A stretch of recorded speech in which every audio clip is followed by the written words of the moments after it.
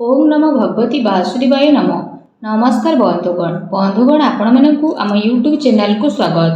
बंधुगण आज भिडियो रे आमे आपण मानकु कहिबाकु जाउछु आपणक पई आज आसंता कालीर दिनटी किपरि साब्यस्त हेबो, ए दुई दिन आपणकु किपरि कटेइबे, केउ सबु जिनिस रे आपणकु फायदा मिलिबो आउ केउ सबु जिनिस रे आपणकु सावधानता अवलंबन करबा पई पड़िबो, आपणकर लव लाइफ किपरि रहिबो, कैरियर किपरि रहिबो, बिजनेस आउ व्यापार किपरि रहिबो, ता सहित स्वास्थ्यर महत्वपूर्ण इनफॉरमेशन मध्ये आमे आपण मानकु देबु। आउ ए वीडियो शेष रे आमे आपण मानकु किछि उपाय विषय कहबु जहा द्वारा आपण ए दुई दिन को आहुरी अधिक शुभ और मंगलदायक बनै परिबे। फ्रेंड्स, आगो को वीडियो आरंभ करिया पूर्व आपनको हमर रिक्वेस्ट कि जदि आपण हमर ए चैनल ले नुआ आछथि तो चैनल को सब्सक्राइब करंतु, सांगरे नोटिफिकेशन बेल को मध्ये ऑन करंतु, जहा द्वारा समय समय सह हमर नुआ नुआ वीडियो रो नोटिफिकेशन आपणक पाखरे पहुँचिबो। आसंतु जानिबा किपरि रहिबो आपणक पई आजि आउ आसंता कालीर दिन। सबुठारु प्रथमे आमे आपण मानकु कहिबु कि कोन आपणक पई ए दुई दिन रे सतरे पॉजिटिव रहिबाकु जाउछि। जदि कहिबु फ्रेंड्स, आज आउ आसंता काली आपणक वित्तीय स्थिति रे काफी सुधार आसीबो। किछि नुआ आरंभ करिबा पई ए दुई दिन आपणक पई बहुत ही अनुकूल भरे रहिबो। आपणकर परिश्रम प्रयासर सार्थक परिणाम आपणक सामना को आसीबो। जो माने विवाह योग्य सेमानक पई कोनोसी भल प्रस्ताव मध्य आज घर को आसी पारे। यह सहित जदि आमे कहिबा फ्रेंड्स, समाज एवं संपर्कियों भितर आपणकर प्रभावशाली व्यक्तित्व आउ सरल स्वभाव कारण मान प्रतिष्ठा आपणकर बनी रहिबो।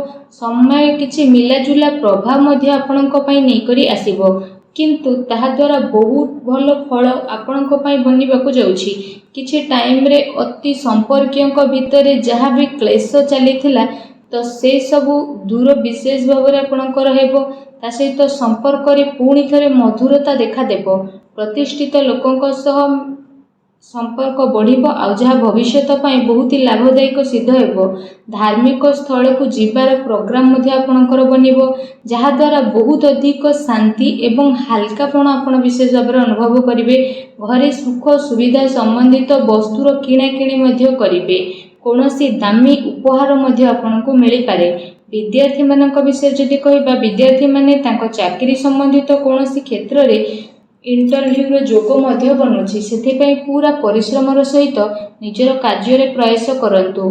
निजर सिद्धांत रे कोनोसी भी प्रकार समझौता आज आपण आदु करंतु नाही। प्रभावशाली एवं प्रतिभावान लोकों सह अधिक टाइम आपण स्पेंड करिवे। एहा द्वारा आपणकर आत्मबल एवं आत्मविश्वास रे वृद्धि हेबो तथा नकारात्मक विचार मध्ये आपणकर दूर हेबो। भाग्य ठारू अधिक आपण आपणक कर्म उपरे विश्वास रखंतु। दिन आपणक पई आज बहुत ही भल रहिबो। आसंतु जानिबा आपणक पई कोन नेगेटिव रहिबो। जदि कहबा कोनोसी पारिवारिक कथावार्ता को नहीं भाई भौणी भितर लड़ाई झगड़ा होई पारे। घरर वृद्ध लोकों द्वारा सम्मान को खराब हेबाटू आपण बंचई रखंतु। ता सहित धर्म ना रे केही आपणकर नुकसान मध्ये करि पारे, सेथि पई आपण सावधान रहंतु। घरर कोनोसी वृद्ध लोकों स्वास्थ्य को लेकिन आपणकर चिंता रहिबो। डॉक्टर को पाखक मध्ये आपण जाई पारती। एहा सहित जदि कहिबा आपणको आपणकर स्वभाव रे ईगो को खत्म करबा पई पड़िबो, जहा द्वारा जहा भी सब प्रॉब्लम थिला सब प्रॉब्लम रे सॉल्व हेबो। कोनोसी भी योजना उपरे काम करबा पूर्वरु आपण विचार थरे करि नियंतु। कोनोसी दुखद समाचार मिलिबा कारणरु किछि टाइम रे आपणको मन रे उदासी आ नकारात्मक विचार मध्ये आसी पारे, किंतु आपण शीघ्र ही से सबरु बाहर को बाहरिबे। विद्यार्थी वर्ग पाठपढ़ा अपेक्षा फालतू कथाबार्ता रे ध्यान केंद्रित करिवे। निजर महत्वपूर्ण कागज पत्र को बहुत ही अधिक संभाली के रखंतु, काहेकि ना जदि हजि जीवो तो मिलिबा बहुत ही कष्ट साध्य हेबो। घरे छोट कथा रे अकारण रे चिंता उत्पन्न हेबो, सेथि पई अधिक क्रोध करिबा ठारू दूरी रुहंतु। सामाजिक गतिविधि रो अधिक ध्यान न देई कि किछि अति संपर्कीय लोक आपणक उपरे नाराज होई पारंती, किंतु एक कथा उपरे ध्यान न देई आपण आपणकर कर्म उपरे लागि रखंतु। घरर वरिष्ठ लोकंकर मान सम्मान अवश्य बनिकी रखंतु। आसंतु जानिबा आपणकर लव लाइफ किपरि रहिबो। तो जीवन साथींकर भावनार आपण सम्मान करंतु। एहा द्वारा संबंध आहुरी अधिक मजबूत हेबो। ପ୍ରେମ ସମ୍ବନ୍ଧ ଆପଣଙ୍କର ମର୍ଯ୍ୟାଦାପୂର୍ଣ୍ଣ ରହିବ। କୌଣସି ବିପରୀତପୂର୍ଣ୍ଣ ଲିଙ୍ଗୀ ଅଚାନକ ମିଳିବା କାରଣରୁ ଆପଣଙ୍କୁ ଆଶ୍ଚର୍ଯ୍ୟଜନକ ପ୍ରସନ୍ନତା ମଧ୍ୟ ଅନୁଭବ ହେବ। ଘର ପରିବାରର ବାତାବରଣ ବହୁତ ହି ସୁଖଦପୂର୍ଣ୍ଣ ରହିବ। ପତି ପତ୍ନୀଙ୍କ ଆପୋଷିକ ସହଯୋଗ ଆପଣଙ୍କ ଘରେ ସୁଖ ଶାନ୍ତି ବନେଇକି ରଖିବ। ପ୍ରେମ ସମ୍ବନ୍ଧରେ ଆଗକୁ ଆସୁଥିବା ଟାଇମରେ ବିବାହରେ ପରିଣତ ହେବାର ପୂର୍ଣ୍ଣ ରୂପରେ ଯୋଗ ବନୁଛି। ଜୀବନ ସାଥୀଙ୍କର ଆପଣଙ୍କୁ ଏବଂ ଆପଣଙ୍କ କାର୍ଯ୍ୟରେ ପୂର୍ଣ୍ଣ ରୂପରେ ସହଯୋଗ ମଧ୍ୟ ମିଳିବ ତଥା ଘରେ ମଧ୍ୟ ଆପଣଙ୍କର ସକାରାତ୍ମକ ବାତାବରଣ ବନି ରହିବ। ଏହା ସହିତ ଫ୍ରେଣ୍ଡସ୍, ନିଜର ବ୍ୟସ୍ତତାରୁ ଆପଣ କିଛି ଟାଇମ ବାହାର କରିବେ ଆଉ ଯାହାଦ୍ୱାରା ଆପଣ ଆଗକୁ ମଧ୍ୟ ବଢ଼ିବେ। ପରିବାରରେ ପିଲାଙ୍କ ପାଇଁ ଆପଣଙ୍କ ସମୟ ମଧ୍ୟ ଦେବେ, ଯାହାଦ୍ୱାରା ପରିବାରରେ ଆପଣଙ୍କର ରେସ୍ପେକ୍ଟ ଆହୁରି ଅଧିକ ବଢ଼ି ମଧ୍ୟ ଯିବ। ଆସନ୍ତୁ ଜାଣିବା 2 ଦିନରେ ଆପଣଙ୍କର ବ୍ୟବସାୟ କିପରି ରହିବ। ଯଦି କହିବା ବ୍ୟବସାୟରେ ଏବେ ବର୍ତ୍ତମାନ ପରିସ୍ଥିତିର ପ୍ରଭାବ ବନୁଅଛି। ଧନ ସମ୍ବନ୍ଧିତ ଲେଣ ଦେଣରେ ବହୁତ ଅଧିକ ଆପଣ ସାବଧାନ ହୋଇକି ରୁହନ୍ତୁ, କାରଣ ଧୋକା ହେବାର ସମ୍ଭାବନା ମଧ୍ୟ ବନୁଛି। ଚାକିରି ପେଶା ବ୍ୟକ୍ତିଙ୍କର ଅଫିସର ମାହୋଲ ବହୁତ ହିଁ ଶାନ୍ତିପୂର୍ଣ୍ଣ ବନିକି ରହିବ। କାର୍ଯ୍ୟକ୍ଷେତ୍ରରେ ଯଦି କୌଣସି ପ୍ରକାରର ନିବେଶ କରିବା ପାଇଁ ଚାହୁଁଛନ୍ତି ତ ବିଶେଷ ଭାବରେ ସେସବୁ କାର୍ଯ୍ୟକୁ ବହୁତ ଗମ୍ଭୀରତାର ସହ ଆପଣ କରିବେ। ଏହାଦ୍ୱାରା ଆପଣଙ୍କୁ ବହୁତ ହି ଭଲ ରେଜଲ୍ଟ ପ୍ରାପ୍ତ ହେବ। ଦିନ ଆପଣଙ୍କ ପାଇଁ ବହୁତ ହି ଭଲ ରହିବ। ଚାକିରିରେ ନୂଆ ସମ୍ଭାବନା ମିଳିବାର ଆଶା ରହିଛି।